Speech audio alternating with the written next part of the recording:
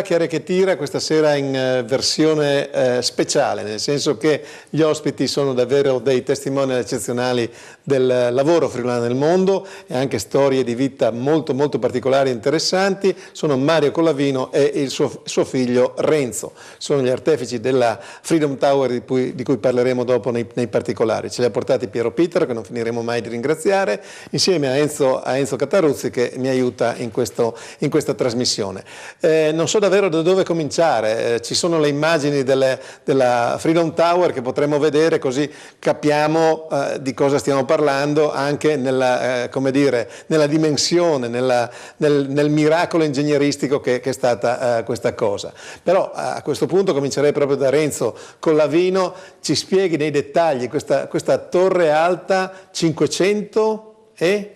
542 io avevo 41, è cresciuta di un metro. C'hai 420 metri fino al basso dell'antenna e dopo l'antenna è nato 121 e qualcosa, 22. Ho capito, e sono 1776 piedi.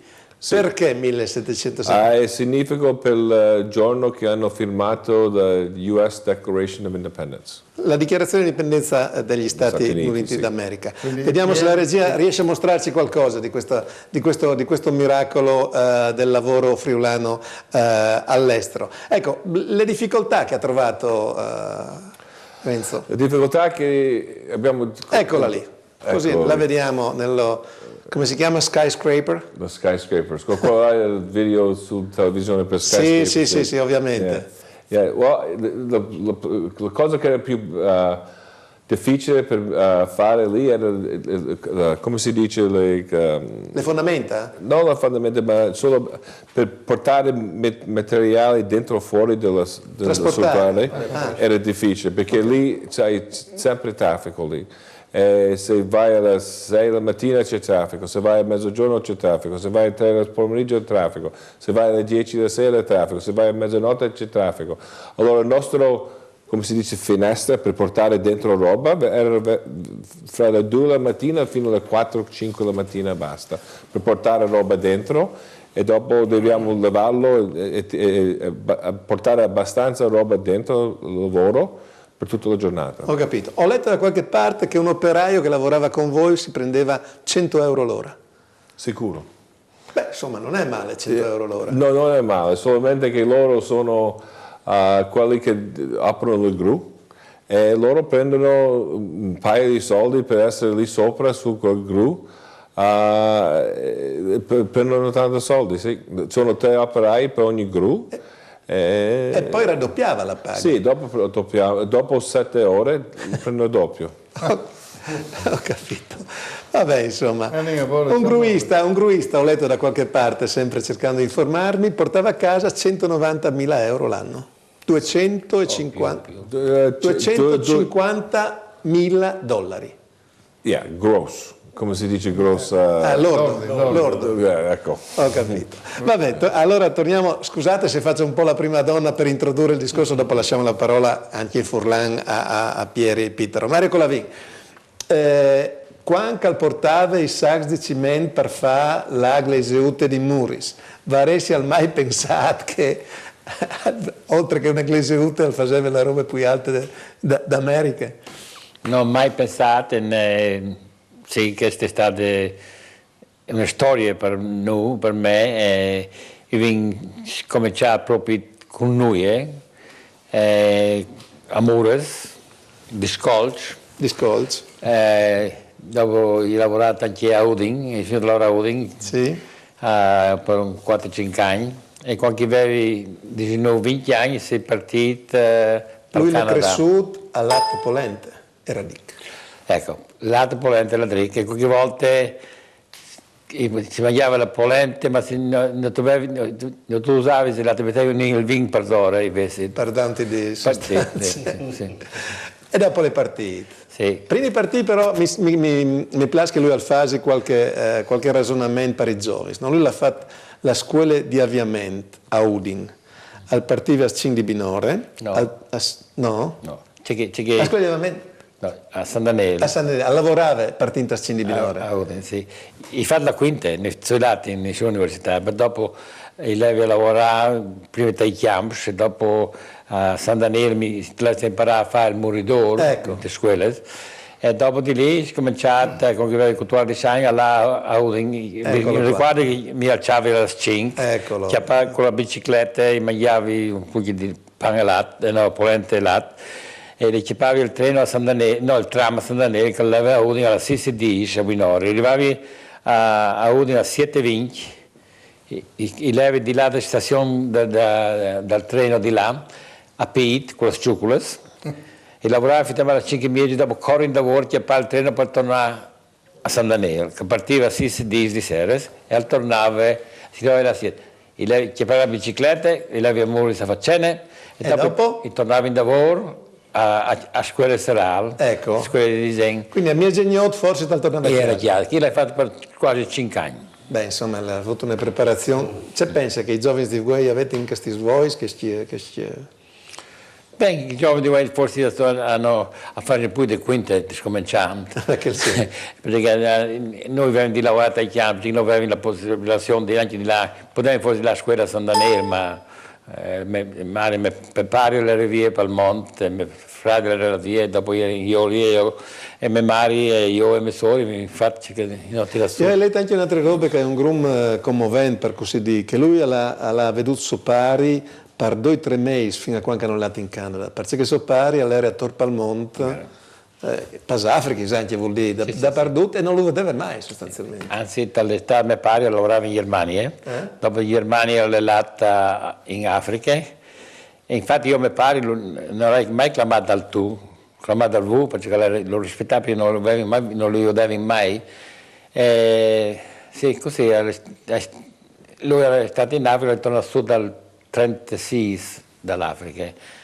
E dopo lui è andato a lavorare a Milano di là, come ti dici, forse sta come pari 2 o 3 mesi, il resto ieri in una barra che altro. Pieri, dici domani vi ho tutti che chiappai in mano la situazione, dai, se no io continui a aneddoti candè fin sopra il chiaf. Beh, intanto sono interessanti per tutti, c'è che al Conte, e al Conte come un uomo partito con noi, umile, che è arrivato a fare, se che l'ha fatto dal mondo, perché non le donne a New York che la fa la Freedom Tower, anche se le robe più importanti del mondo state fatte, ma la fa lavoro in tutto il mondo, la fa lavoro in Africa, la fa lavoro in Canada, la fa lavoro in Europa, la fa lavoro per tutto, quindi la fa dighi, la fa campo sportivo, la fa università, la fa grandissime robe. E questo Mario, i fulani si sono abituati che quando l'Udinese perde, hanno perduto loro. Quando l'Udinese ha vinto, vinto noi, capite? Quindi ti so l'orgoglio dei fulani. Tu e tuo figlio, perché ti hai 4 figli, sono migliori che gli altri. Conta quando ti sono la prima volta con la nave che ti sono arrivato a lavorare con la palla a Windsor, in Canada. E quando sono partito, mia madre mi ha dato 2000 francs e mi aveva fatto il Giappone, si chiamava, aveva fatto rostiti che vedi mangiarlo prima di partire di Genova, perché non era poi si dormiva lì. Invece quando si arrivava da Genova era un paese che ti mettevano a dormire di mangiare. E dopo 12-13 giorni con la nave ho mangiato il Giappone di Halifax a Windsor. E sono arrivato alla via con 2000 che non era che si Giappone freddo. No, non si sapeva neanche se era freddo era buono. Infatti così si è arrivato lì e lì aveva un bar lì che si è arrivato e abbiamo stato insieme per 2 o 3 anni e ero in volta di noi in una stanza di Viet, il salotto che era in tutta la stanza forse 20 metri. E si dormiva proprio sul pavimento. La mia padre dopo ha comprato una chiasuta che non era finita, perché mio fratello era sempre in grande, era vicino dal cimitero la chiesa, mio fratello va a Tor, subito a giudice, e non avevo nulla di fare. Allora io che palle, scavavano fuori scavavano. E allora hanno potuto chiappare il suo portale, se lo aiutavano, ma no, è tornato a chiesa, ha tolto un filo di una cordute di circa 10 metri e la tirava finalmente la tirava a chiesa. Questa è stata la prima tocca di Pino Ghivignolo, sì. Hai capito. Invece io dopo Enzo anche ti posso fare ovviamente qualche domanda, torno un attimo da Renzo, no? Tecnologicamente poi, adesso stiamo parlando di qualcosa che è un po' archeologia, no? Sì. Ma tecnologicamente siete molto, molto avanzati. Per esempio uno degli slogan di Mario Collavino è che voi andate a fare le cose dove gli altri non arrivano, nel grande nord canadese piuttosto che nello Yemen, piuttosto che per avventure come questa a New York. Ci spiega un po' come fate e qual è la vostra filosofia di impresa? La nostra filosofia è proprio semplice, perché noi quando andiamo in questi posti al mondo non andiamo lì andiamo con computer e tutta quella roba là, ma noi siamo gente uomini che fanno il lavoro. So, quando andiamo all'Africa, se andiamo a Yemen, se andiamo all'unico posto al mondo, noi portiamo un operaio di ogni cantiere. Un operaio di ogni specialità. So, portiamo uno e dopo quello là lui imparare tutta la gente lì in giro a fare quello mestiere. Ho capito. Se non andiamo con la gente che sanno fare, sicuro che non arriviamo a finirlo, perché se aspettiamo per tutti gli altri a fare la roba e sempre lì col computer non arriviamo a fare niente. Ho capito, quindi lavorare. Senta, però ci sono anche delle innovazioni tecnologiche. Ho letto che per esempio la Freedom Tower ha 2 metri di spessore, i muri no? Sì. Ecco, ci spieghi un attimo anche queste cose. Quello abbiamo fatto lì, la Freedom Tower è una cosa proprio differente, perché quando vai in giro al mondo vedi che il cemento va sempre su prima. Va prima sul cemento e dopo c'hai tutto il ferro in giro che fa le piani. Questo contatore lì per Port Authority ha deciso di andare su col ferro prima e dopo il cemento sotto. Andare su. Abbiamo fatto muri 2 metri, 3 metri di larghezza e abbiamo messo i gru che abbiamo comprati qui. Comprati in Friuli? A Milano, Fossi, si chiama fabbrica Fossi. È la prima volta che nessuno ha messo quelli gru dentro una building lì, sopra le casseforme, dove abbiamo preso quel gru lì e abbiamo preso tutte le ferro che era lì per mettere dentro il cemento, abbiamo preso col gru. Tutti credevano che eravamo pazzi, era impossibile a farlo, l'abbiamo fatto e dopo abbiamo preso la pompa per fare il cemento, abbiamo preso da un tedesco qua, Schwing, e abbiamo messo quella roba lì e abbiamo andato su 500 metri con una pompa sulla strada. Abbiamo fatto robe, abbiamo preso un altro sensore che mai doprato negli Stati Uniti e in Canada, era un sensore perché loro volevano che sempre faceva tutto col gru, no? E noi abbiamo preso questo sensore, allora abbiamo fatto la plana che tutta la roba che deve rientrare il palazzo deve andare fuori con questo sensore che sale sull'exterior del building. Innovazioni importanti. Volevo chiedere, so che mi può rispondere di due, tra le tante opere che avete fatto, perché evidentemente sono opere tutte difficili, di quale andate più orgogliosa perché è stata magari più difficile, che ci tenevate a farla in sostanza?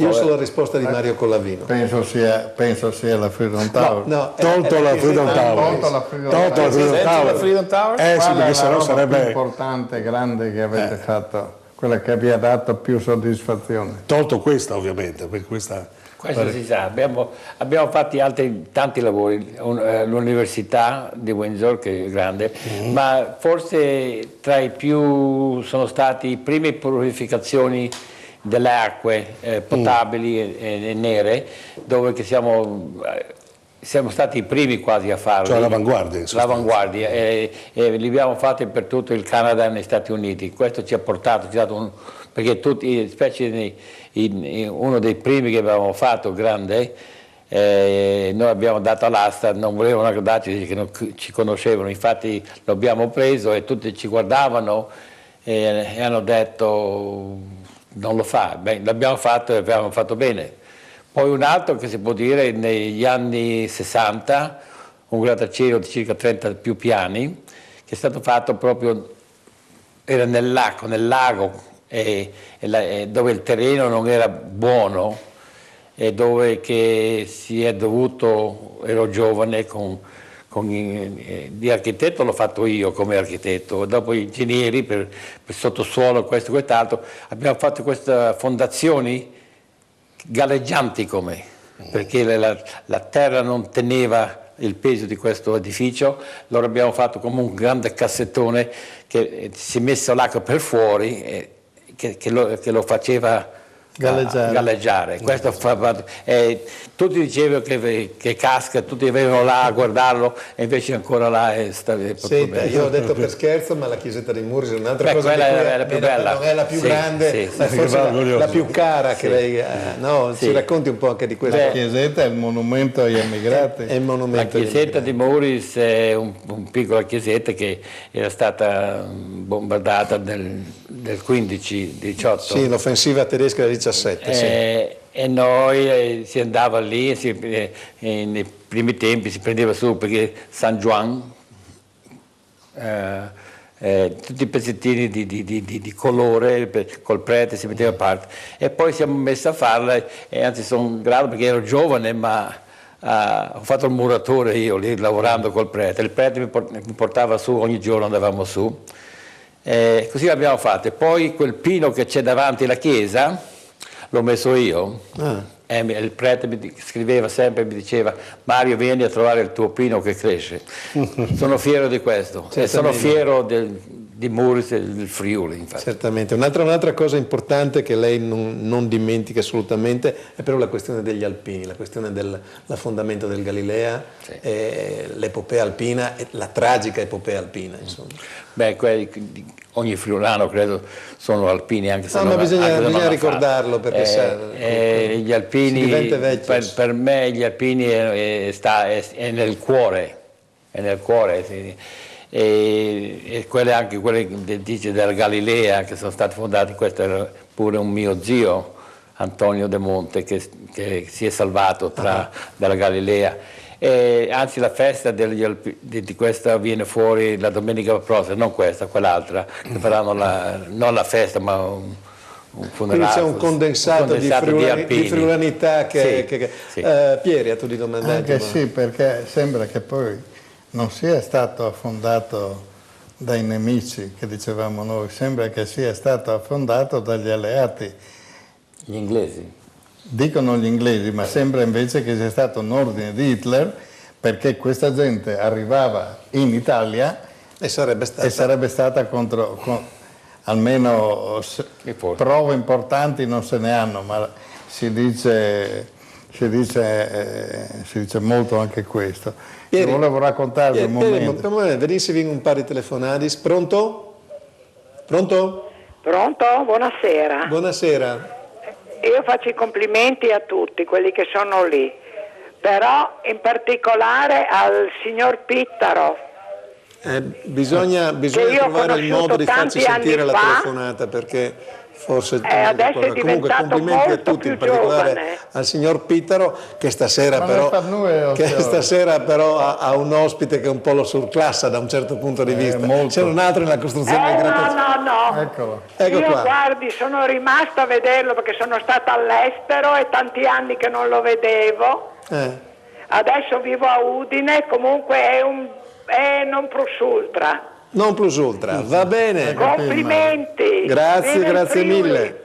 Grazie mille. Vediamo se c'è un'altra telefonata. Pronto? Pronto?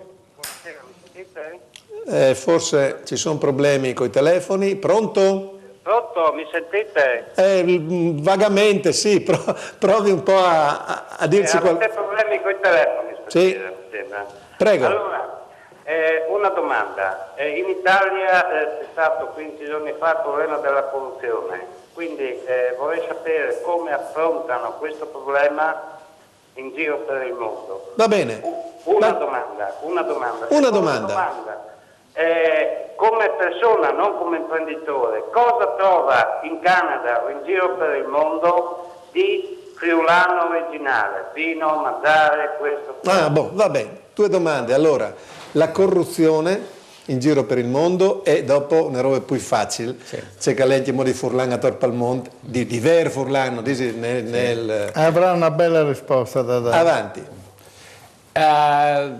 Come corruzione? Io non ho trovato un friulano corrotto ancora, forse in stupidaggine, ma non di corruzione. Il mio cosa ho provato io? Che la corruzione ci sta tanta ancora negli Stati Uniti e per tutto il mondo, in Italia anche voi altri l'avete, credo. Altri. Se tu non vuoi entrare in questo, non entri. E noi, anzi, le dico, questo lavoro che abbiamo preso il Freedom Tower, non eravamo, nell'ultimo rimasti solamente noi, la Colavino, perché avevamo carta pulita. E questo vuol dire, perché noi le posso dire, ci hanno fatto dei libri così per vedere se trovavano qualcosa da noi di sporco. Non ha trovato niente. E nell'ultimo ci hanno dato il lavoro a noi perché erano tante di altre compagnie che non erano corrotte forse. Molto bene. A Renzo chiederei forse la stessa cosa. Come vedono gli italiani e i friulani in giro per il mondo? Cioè, voglio dire, i canadesi, i nativi, voglio dire, gli statunitensi, gli arabi. Dove andate? Cosa pensano di noi italiani e friulani in particolare? Cosa io credo? Sì. Gli italiani sono proprio... ogni posto che vai in giro e durante il mondo sempre trovi un italiano. Certo. Friulano, da Roma, da qualcuno posto, ma sono tutti lì, sono dei grandi costruttori del mondo. Ho capito. Sono ben apprezzati. Ma voglio dire, sono apprezzati o il friulano è sempre quello che ha a che fare un po' con i... no? I friulani sono proprio... apprezzati. Ecco. Posso fare una domanda? Sì, torniamo a Freedom Tower perché bisogna dare qualche... Quindi chiamo in sospenduzze che al Magna c'è che al Bev di Furlan... Dopo la vedi. Ma non mangia tanto. No.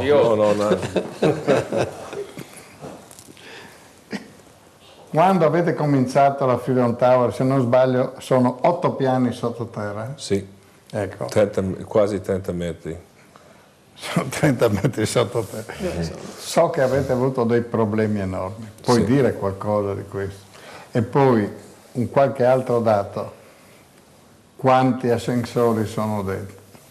Quando abbiamo cominciato lì, abbiamo cominciato in aprile 2007 e abbiamo preso il contratto febbraio. Io arrivato lì a aprile, abbiamo cominciato a fare i propri lavori a giugno, significa giugno. Sì. E abbiamo cominciato, il primo colpo di lavoro era tutta la fondazione sotto la strada.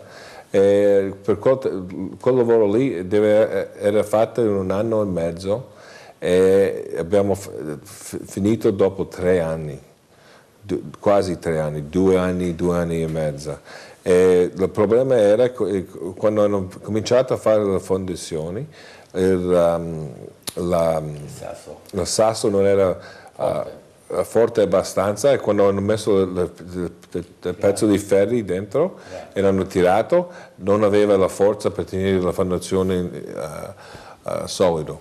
So noi abbiamo cominciato un posto qui, un posto lì, un posto lì, allora tutto tutto il plan che abbiamo avuto noi era tutto distrutto, perché abbiamo andato su come storti. Non abbiamo mai preso come si dice, un rhythm. Un rullo? Per andare avanti come un sistema. Come un sistema. Anzi, un anno e quasi 16 mesi dopo che abbiamo cominciato lì, hanno buttato il cemento per l'ultima fondazione. Allora abbiamo avuto un buco dentro la fondazione, dalla strada giù, che ancora abbiamo andato giù, andato 30 metri e ricominciare a venire su. Era tutto storto. Era tutto storto. La domanda forse di Pieri era anche un'altra, è anche un tic crude, no? Al posto della Freedom Tower prima c'erano le Twin Towers che sono state appunto distrutte. Quando avete scavato, avete trovato ancora tracce di quel disastro del... Quando io ero arrivato lì a aprile, anche in giugno, la compagnia che faceva le escavazioni andavano buono, ma avevano pezzi di terra lì che ancora non erano lì con i cucchiai, no? Come si chiama? Cucchiaio? Con lo spoon per cercare pezzi di gente. Allora erano lì forse per 6 mesi, 4-5 mesi dopo che abbiamo cominciato. Quindi eravamo a 5 anni dal disastro e c'era ancora gente che cercava. Ogni volta che hanno cominciato a scavare un posto nuovo, era qualcosa lì. Quanti ascensori ha la? 75. 75 ascensori. Allora, io so che Mario Colavino non ama gli ascensori. Come? Tu non ami gli ascensori, non prendi gli ascensori. Cammino. Sempre le scale sapete. Settembre. Ma sei andato fino a 420 metri a piedi? Sì, ho fatto 80 piani a piedi. E dopo sono scannato, ho dovuto fermare perché non era ancora finito e lì sono tornato, poi sono tornato giù. Questa è una bellissima immagine, scusi, sì. Questa è una bellissima immagine che dimostra quanto domini proprio in assoluto. Allora, un furlan alla fare la struttura in cemento armato e un furlan alla fare l'antenne che è più alta dal Ciampanilli di Morteano. Quindi lo stesso Furlan ha fatto tutto il ferro fuori anche. E poi Cimolai che ha fatto tutte le infrastrutture fuori. Quindi allora aver messo su le bandiere furlane? Infatti sì. Ben provati. Non gli vede la bandiera, no? Le bandiere furlane. Bisogna che lo dici ai Furlans. L'ho portata la bandiera, l'ho portata su, ma non ti lasciano fare vedere questi, perché se mettiamo noi poi tutto il mondo lavora e sono della gente che non sono ben veduti là. E infatti è questo. Del resto posso dire cosa è stato che volta che trovavano dei rimani di una persona era tutto, si fermava, è stato forte il primo anno perché si trovava delle cose e c'è il cuore che ti batte, perché questo edificio è un monumento, non è una cosa, è un grande monumento, cosa dico io. Io volevo chiedere una questione amministrativa. Il sindaco attuale di New York, le differenze con quello con Bloomberg, no? Mi pare. Sì. Bloomberg. Qual è stato il rapporto che avete avuto con Bloomberg? Perché questo è appena arrivato, mi pare. Sì, Bloomberg, sì, lui non lo conosco nemmeno. No. Quindi nessun... No, nessun report. Là non è che devi conoscere chi devi conoscere. Nel Canada e negli Stati Uniti non è chi conosci, cosa fai e come lo fai. Se tu questa lavori filosofia allo stato puro. Se tu lavori bene, lavori forte, nessuno ti ferma. La chance è là di andare avanti, di fare. Si va su e giù e non credete che la torre è alta ma i soldi sono bassi. Ma del resto noi abbiamo fatto tanti lavori per tutto il mondo, si è andato su, siamo cascati e tornato su, ma è sempre guardare avanti, essere sinceri e cercare di fare le cose giuste. Poi, sai, chi è di giudicarmi me o io giudicare gli altri? Così speriamo che abbiamo fatto i lavori che fate e il giudizio su di voi. Ma un'asta, cioè tu prendi il lavoro, sì, no? E per quanto so io, Canada e Stati Uniti fanno una stima, un concorso, sì, e poi in Italia c'è solo la gara al ribasso. Mi sembra che da voi non è così. No.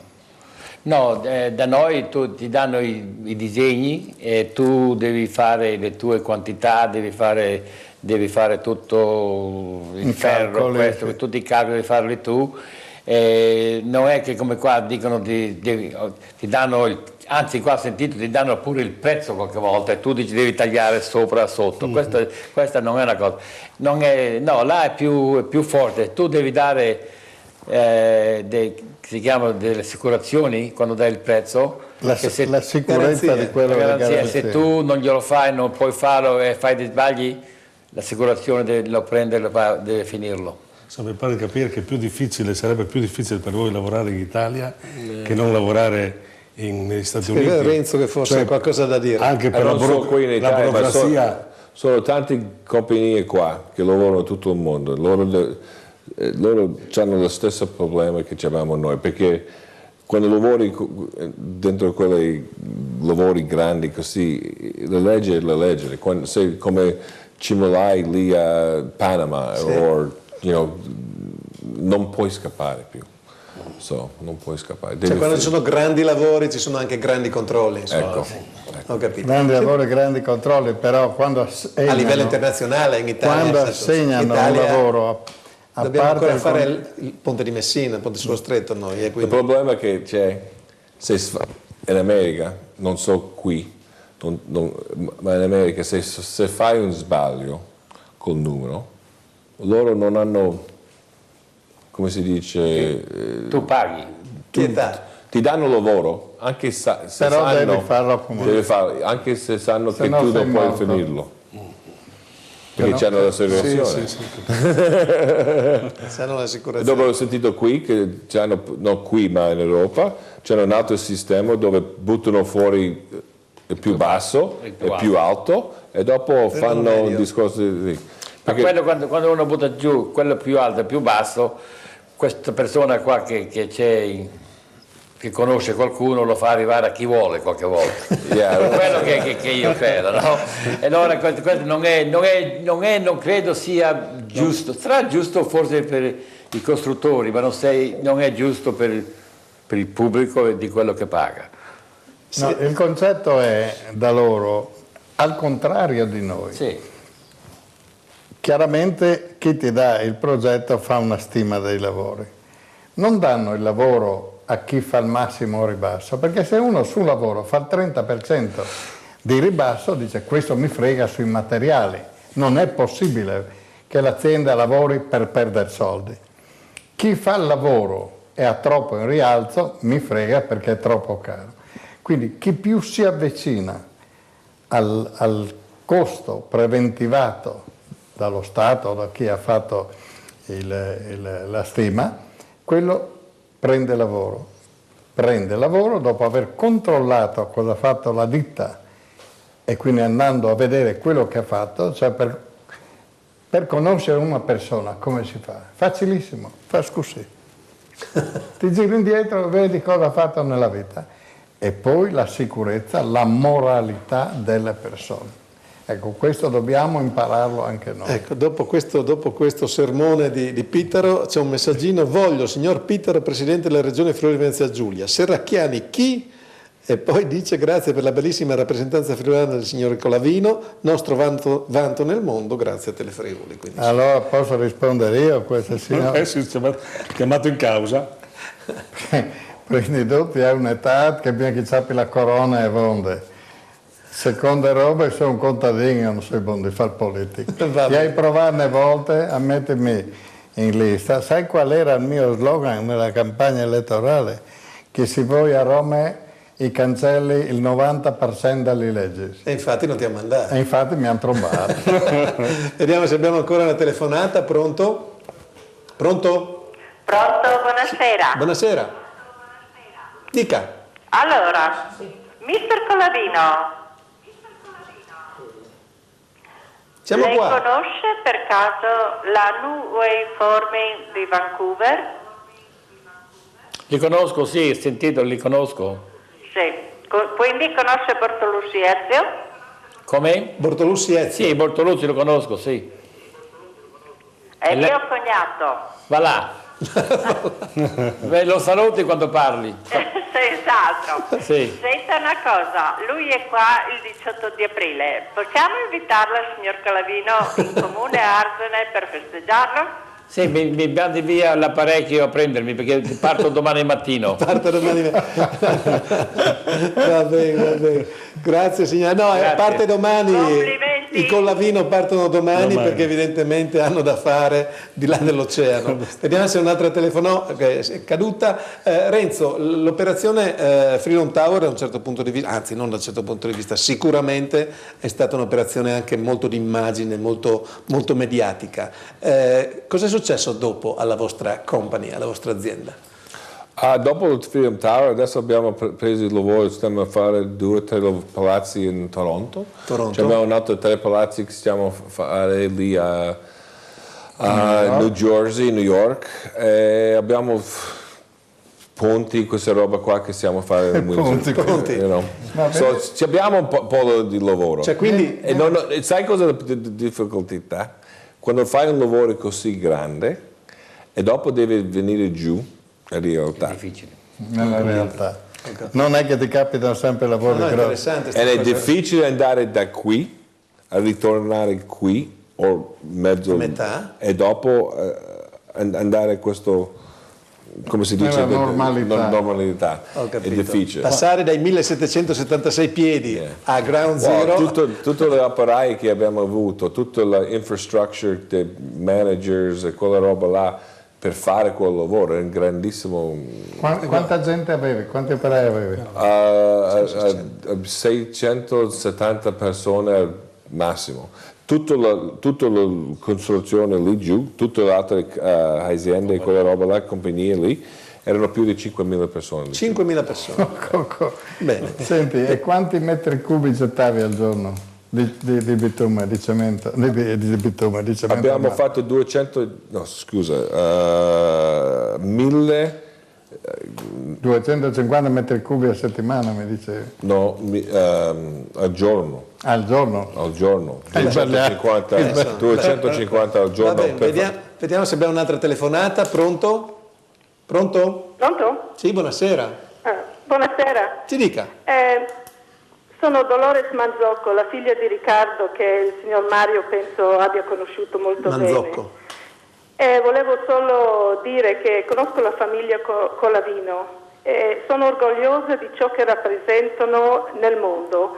Sono un'immagine un simbolo, un'immagine friulano grande e apprezzata di lavoro in tutto il mondo. E inoltre portano alto il nome di Windsor, la piccola cittadina dove sono cresciuta e che è conosciuta nel mondo grazie anche a loro. Volevo solo fare i miei complimenti a tutti. Grazie, signora. See you this year. Grazie, signora. Grazie. Grazie. Thank you addirittura. Va bene, io resti sull'alimentazione, perché mi ha incuriosito queste robe, no? Allora, dicono che tutte le robe italiane, almeno nel food, vengono falsificate, vengono copiate, eccetera, eccetera. C'è si chiati anche modi veramente furlan in Canada, nei States, e ci gli piace a lui poi alla fine, no? Furlan il prosciutto, intanto. Prosciutto e vin, e dopo la infurlane. Perché non la mangerà mica, no? No, il furlan alle fuori. Sì, tante robe informatiche, che robe così. Dopo, robe tecnica, tante robe tecniche come il Friuli lei è avanzato un mondo intero e sono che fanno, e allora hai tante tecnologie che vengono là, come dal Friuli. Hai capito.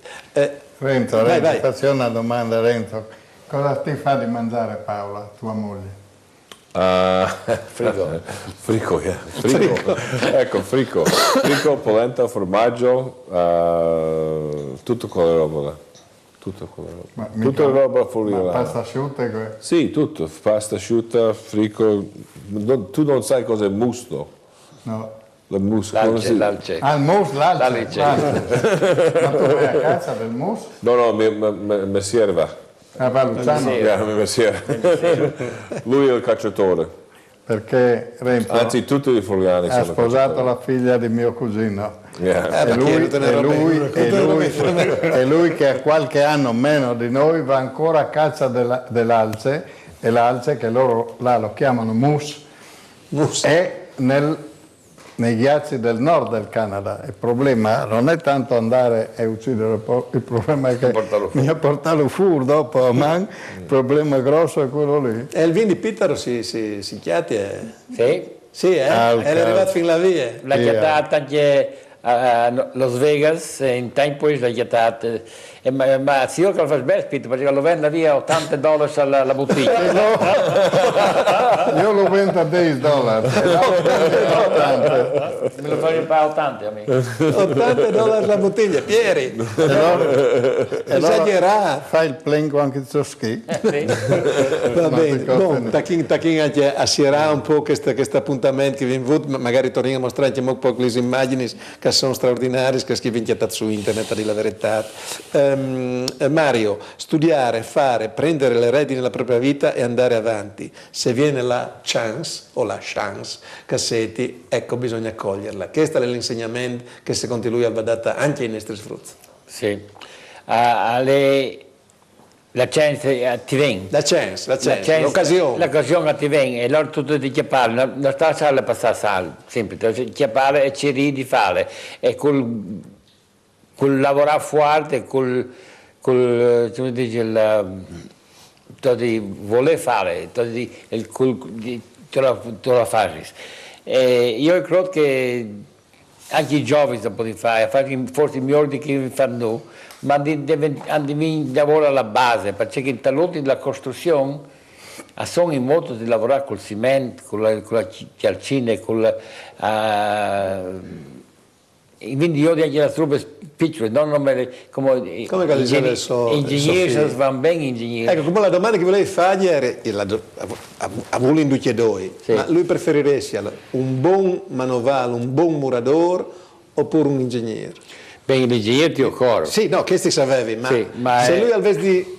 Io voglio col manovale. L'avete un tecnico? Col buon murador, sì. Col muradore, sì, e chiacchierare sì. E io, un ingegnere che è cominciato as un muratore e dopo infatti. È arrivato ingegnere. Certo. Perché se c'è qualcuno che sa fare, come il mio suocero e tutti questi altri qua, se c'è qualcuno che dice che non può farlo, devi tirarlo fuori e farlo tu.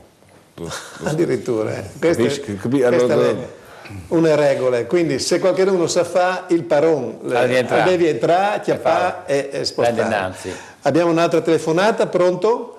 Pronto? Sì, buonasera. Buonasera, sono Martinis di Povoletto. Povoletto, Martinis. Conoscial?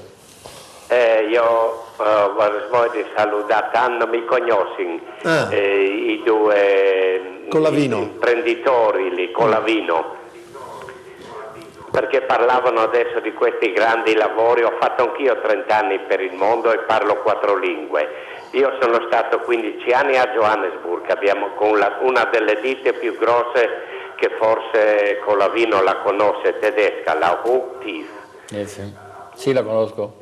Che ha fatto l'aeroporto di Jeddah, noi laggiù a Johannesburg abbiamo fatto l'ospedale, abbiamo fatto l'aeroporto, autostrade, dopo mi hanno spostato in Sud America, in Perù, e dopo mi hanno anche preso uno dei più grandi lavori del mondo di 5,5 milioni di metri cubi nell'Iraq, a Mosul, che abbiamo fatto 2 dighe e 3 centrali. Bon. È più forte di me.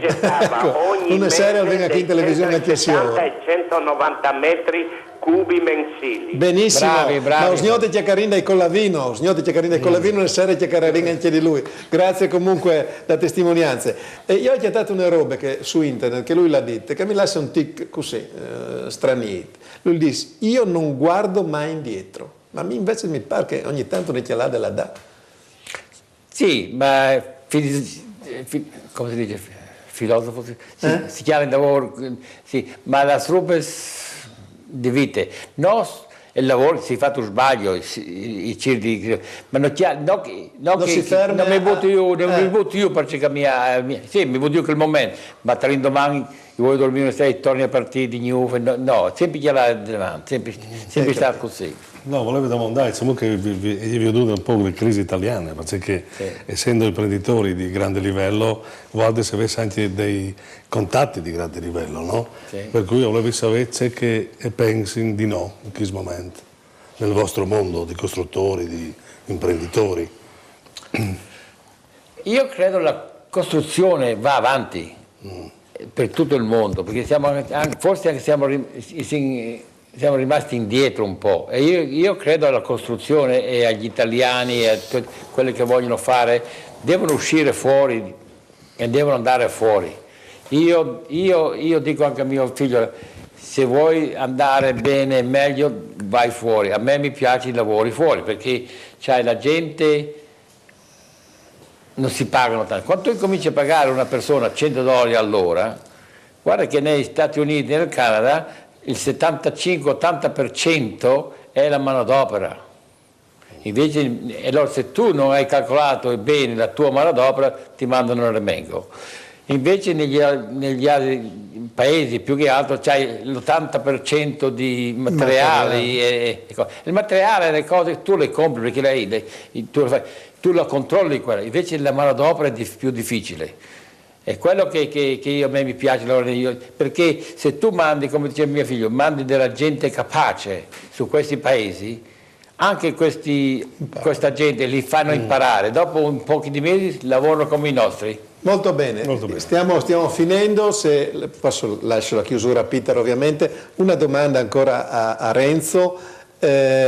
Anche Pittaro è un teorico dei friulani nel mondo come ambasciatori economici del mondo. È possibile? E se è possibile, e se non è possibile, cosa manca per avere questo tipo di capacità di promuoversi nel mondo? Quello è difficile per me. La risposta è difficile.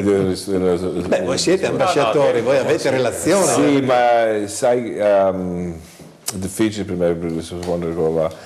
Per essere per noi, io non credo che sono un ambasciatore, mio padre, neanche credo che mio padre, noi facciamo cose davanti di noi e dopo quando qualcuno vede cosa abbiamo fatto, loro devono decidere. Capito? Ho capito, perfetto. Ma Mario mi diceva che quando trova un friulano, un operaio, prima di un altro prende il friulano. Beh, questa è poco sicura. Aveva un bel messaggino che possiamo chiudere con questo, poi lascio però veramente la chiusura a Piero Pittaro. Che regalo sentire il signor Collavino parlare in friulano della sua vita. Qui abbiamo gente che non sa fare un marciapiede e se la tira. Lui ha cominciato, facendo il marciapiede. Sanno fare qua, sì. Sanno fare, sì. Sono bravi qua. Non hai cominciato facendo un marciapiede. Sì. Ma chi è? Dice da Dei che non sa fare anche un marciapiede, insomma che siete il Padre Eterno. Va bene, Pieri, chiusura, in gloria. Avete conosciuto il carattere di queste persone. Furlan in Canada come che Furlan che genuino, sincero, miglior di così. L'anno passato, 2 anni fa, alla fatto il monumento all'emigrante a Muris, vicino alla Gleseuta che il fevelava prima, la calenza del monumento alpino. Allora, un basamento, un mappamondo enorme, al 2 metri, per ora il mappamondo è un bronzo, l'emigrante con la valise. Allora, ha voluto fare una fotografia per ora del mappamondo, zappata a braccetti con l'emigrante per ora. Quindi era un troppo alto, 2 metri e... 2,80. 2,80. Ha fatto le fotografie e dopo, sapete che l'ha fatto? Ha buttato via la scale, ha fatto un salto alle vignotiove.